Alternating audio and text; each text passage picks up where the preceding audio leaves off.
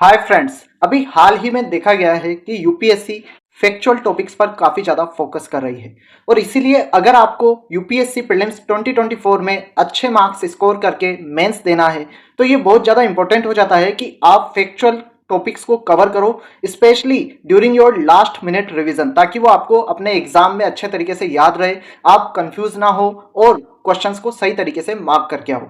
और काफ़ी सारे ऐसे स्टूडेंट्स भी हैं जिनको कंसेप्चुअल चीज़ें तो याद हो जाती है लेकिन फैक्चुअल्स में उन्हें काफ़ी ज़्यादा दिक्कत आती है। तो ऐसे स्टूडेंट्स के लिए भी ये वीडियो काफ़ी ज़्यादा इंपॉर्टेंट होने वाला है, बिकॉज इसमें मैंने सब्जेक्ट वाइज फैक्चुअल टॉपिक्स की एक लिस्ट बनाई है जो आपको लास्ट मिनट में रिवीजन में हेल्प करेगी। एंड ऑल्दो मैंने इसमें कोशिश करी है कि सारे टॉपिक्स में कवर करूं, बट इन केस अगर आपको लगता है कि कुछ और फैक्चुअल टॉपिक्स ऐड किए जा सकते थे तो आप कमेंट सेक्शन में जरूर से बताइए, उससे बाकी एस्पायरेंट्स को भी काफ़ी ज़्यादा हेल्प होगी।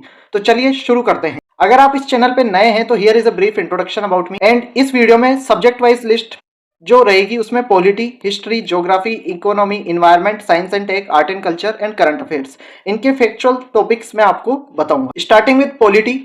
तो पॉलिटी के अंदर fundamental right, duties and directive principles काफी ज्यादा इंपॉर्टेंट हो जाते हैं। इनके जो की आर्टिकल्स हैं और उनके क्या इंप्लीकेशंस हैं और कहीं जगह पे कुछ एक्सेप्शंस भी दे रखे हैं, वो आपको अच्छे से याद होने चाहिए। इसके लिए आप इन तीनों चैप्टर्स को अच्छे से पढ़िए। लक्ष्मीकांत का भी आप इस्तेमाल कर सकते हो। साथ ही पार्लियामेंट्री सिस्टम है तो इसके क्या फीचर्स हैं, फंक्शंस है, टाइप्स ऑफ मोशंस क्या है, इसके बारे में आपको अच्छे से पता होना चाहिए। और पार्लियामेंट से काफी सारे क्वेश्चन आते हैं, इसलिए आपको parliament as a whole chapter Laxmikanth से पढ़ लेना चाहिए। और उसमें काफी ज्यादा फैक्चुअल डिटेल्स है, जैसे money bill, types of bill, तो उनके बारे में भी आपको अच्छे से पढ़ लेना है। साथ ही आप स्टेट लेजिस्लेचर के बारे में भी पढ़ सकते हैं, क्योंकि उससे भी क्वेश्चन देखे गए हैं और वो भी थोड़ा सा फैक्चुअल एरिया है। As far as judiciary is concerned, आपको सुप्रीम कोर्ट, हाई कोर्ट की पावर्स, उनका जुरिस्डिक्शन और वृट जुरिस्डिक्शन जो होता है उसके बारे में भी आपको पढ़ लेना है। और जो की जजमेंट आई है रिसेंट टाइम्स में, और पहले की जो मेजर जजमेंट्स है जैसे कि केशवानंद भारती केस, जिसमें बेसिक स्ट्रक्चर डॉक्ट्रिन को रखा गया था, उसमें क्या क्या इंक्लूडेड है ये आपको पता होना चाहिए। फिर constitutional and non constitutional bodies है तो इनमें जो क्वालिफिकेशन है, टेन्योर है, अपॉइंटमेंट का मेथड है, रिमूवल का मेथड है, ये सारा आपको याद होना चाहिए। इसके लिए भी आप एंड में इनको रिवाइज कर सकते हो, ताकि अगर कोई क्वेश्चन आता है तो आप उसे आसानी से कर सको। साथ ही important amendments to the constitution, इनके बारे में आपको पता होना चाहिए। जो चेंजेस इंट्रोड्यूस किए गए उनके बारे में भी आपको पता होना चाहिए। अब बात करते हैं हिस्ट्री की। तो हिस्ट्री के अंदर आपको chronology of events from ancient to modern, और आप इसमें पोस्ट इंडिपेंडेंस भी इंक्लूड कर सकते हो। साथ ही आपको इंपॉर्टेंट बैटल्स और जो ट्रीटीज हुई थी स्पेशली मॉडर्न इंडियन हिस्ट्री में, वो आपको याद होनी चाहिए। इसके बाद में terminologies specially ancient and medieval India की काफी ज्यादा पूछी जाती है। इस पर मैं एक पूरा वीडियो भी लेकर आऊंगा जिसमें मैं एंशंट एंड मेडिवल इंडिया की सारी टर्मिनोलॉजीज को कवर करने की कोशिश करूंगा। तो आप इन टर्मिनोलॉजीज को भी जरूर से करिएगा एंड टाइम पे, ताकि आपका इन फैक्चुअल चीजों का अच्छे से रिवीजन हो। अगर कोई टर्मिनोलॉजी वाले क्वेश्चन आते हैं तो आप उनको सोल्व कर पाओ। इसके अलावा governor general and vice rice के जो मेजर पॉलिसीज हैं, उनके जो इम्पैक्ट्स हैं, इनके बारे में आपको पता होना चाहिए। फिर इंडियन फ्रीडम स्ट्रगल के अंदर जो की इवेंट्स हुए, डेट्स थी, लीडर्स थे, उनके क्या रोल थे, ये सब आपको पता होना चाहिए। ऑर्गेनाइजेशंस के बारे में पता होना चाहिए जो मॉडर्न इंडियन हिस्ट्री के थे। ठीक है। अब इसके बाद में बात करें तो ज्योग्राफी। ज्योग्राफी के अंदर आपको major physical features of India जैसे कि माउंटेन्स, रिवर्स, प्लेट्यूज के बारे में पता होना चाहिए।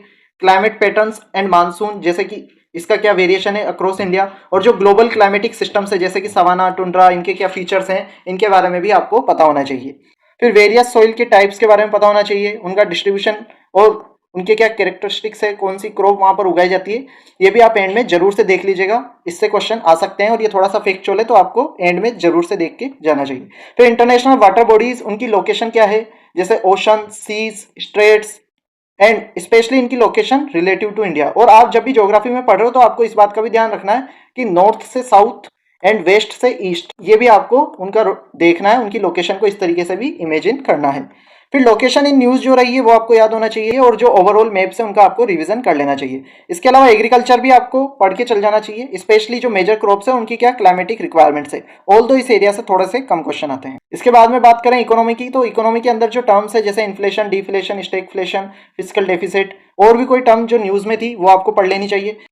इकोनॉमिक सर्वे ऑल तो इस साल तो नहीं आया, बट आप पुराने वाले देख सकते हो। बजट इस साल का आपको देखना है, और जो इकोनॉमी से रिलेटेड रिपोर्ट्स हैं उनको जो पब्लिश करते हैं उसके बारे में भी आपको देख लेना है। जैसे मल्टी डायमेंशनल पुअर्टी इंडेक्स हुई, इसको कौन पब्लिश करता है, इसकी क्या फाइंडिंग्स है, ये सारी जो मेजर रिपोर्ट्स है वो आपको जरूर से देख लेनी चाहिए। इसके अलावा इंटरनेशनल इकोनॉमिक ऑर्गेनाइजेशंस जैसे कि IMF, वर्ल्ड बैंक, WTO, इनके क्या रोल हैं, अभी रिसेंट में अगर इन्होंने कोई इनिशिएटिव लॉन्च करा है तो वो आपको जरूर से देख लेना चाहिए। और इनमें से मेजोरिटी चीज़ें आपको PT 365 2024 में मिल जाएगी, तो आप वहाँ से भी इनको कवर कर। इसके बाद में बात करें एनवायरनमेंट की, तो एनवायरनमेंट के अंदर national parks and wild life sanctuary, इनकी कहाँ पर लोकेशन है, कौन सी रिवर्स के पास में ये है, साथ में यहाँ पे कौन सी नोटेबल स्पीशीज पाई जाती है, वो आपको करनी है, स्पेशली जो न्यूज़ में रहे हो, न्यूज़ वाले तो आपको अच्छे से करनी है। फिर एनवायरनमेंट से रिलेटेड लॉज पॉलिसीज आपको देखने हैं इंडिया के अंदर जो भी है। फिर इंटरनेशनल एनवायरनमेंट एग्रीमेंट्स इनिशिएटिव्स ये आपको देखने हैं जो इंडिया ने लॉन्च करे हैं या ग्लोबल लेवल पर बाकी कंट्रीज ने लॉन्च करे हैं, वो आपको देख लेने हैं। जैसे कि पुराने टाइम के तो क्योटो प्रोटोकॉल, पेरिस एग्रीमेंट है, अभी रिसेंट में जो इनिशिएटिव्स लिए गए हैं एनवायरनमेंट के रिगार्डिंग वो भी आपको देख लेने हैं। इसके अलावा endangered and endemic species of India important हो जाती है, और बाकी स्पीशीज का जो कंजर्वेशन स्टेटस है वो आपको देख लेना है। यहाँ पर भी आप उनको ज़्यादा प्रायोरिटी दे सकते हो जो न्यूज़ में है। इसके अलावा पोल्यूशन एंड कंजर्वेशन मेजर्स, जैसे कि कितने टाइप्स ऑफ पोल्यूशन है, इफेक्ट्स क्या हैं, सोर्सेस क्या हैं, मिटिगेशन स्ट्रेटेजीज क्या हो सकती है, ये आपको देख लेना है। जो इंडिया ने इसके रिगार्डिंग पॉलिसीज लिए रिसेंट में वो आपको देख लेनी है। और इसके लिए भी आई वुड से PT 365 एक अच्छा रिसोर्स है, आप उसको फॉलो कर सकते हो। यहाँ पर बात करते हैं आप साइंस एंड टेक की, तो साइंस एंड टेक में जो रिसेंट डिस्कवरीज हुई है, इन्वेंशंस हुए हैं, उनकी क्या एप्लीकेशंस है वो आपको देखनी है। स्पेस मिशंस और specially of agencies like ISRO, NASA, other जो सिग्निफिकेंट मिशंस थे जो न्यूज़ में थे वो भी आपको देख लेने हैं। डिफेंस में आपको टेक्नोलॉजीज, मिसाइल्स, स्पेशली जो इंडिजिनस सिस्टम है इंडिया के वो आपको जरूर से करने हैं। बाकी फिर अदर कंट्रीज के अगर कुछ ज़्यादा न्यूज़ में था या इंडिया उसको इम्पोर्ट कर रहा था तो उस टेक्नोलॉजी को भी आप देख सकते हो। हेल्थ एंड डिजीजेस में जो रिसेंट आउटब्रेक हुए हैं उनके लिए वैक्सीन कुछ है या कोई रिसेंट में वैक्सीन डेवलप करी गई है, इंडिया ने कोई हेल्थ प्रोग्राम लॉन्च करा है, वो भी आपको देख लेना है। साइंस से रिलेटेड टर्मिनोलॉजीज जो न्यूज़ में थी या स्टैटिक वाली है वो भी आपको देख लेनी है, और इन सबको आप PT 365 से कवर कर सकते हो, वहां से आपका ये कवर हो जाएगा साइंस एंड टेक की PT 365। अब बात करते हैं आर्ट एंड कल्चर की, तो आर्ट एंड कल्चर में आपको कल्चरल एंड आर्किटेक्चरल हेरिटेज, जैसे कि इंडस वैली सिविलाइजेशन की sites, Mauryan arts, temple architecture styles, ये आपको देख लेना है।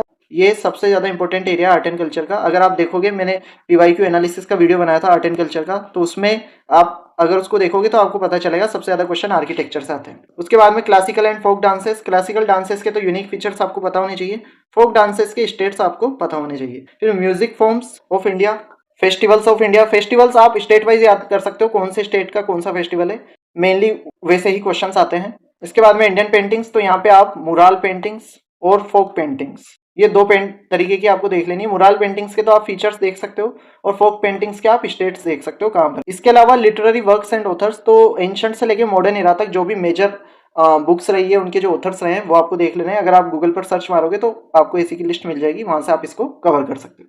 आफ्टर दिस करंट अफेयर्स में आपको जो रिसेंट में बिल्स, एक्ट्स, अमेंडमेंट्स लाए गए हैं वो आपको देख लेने हैं।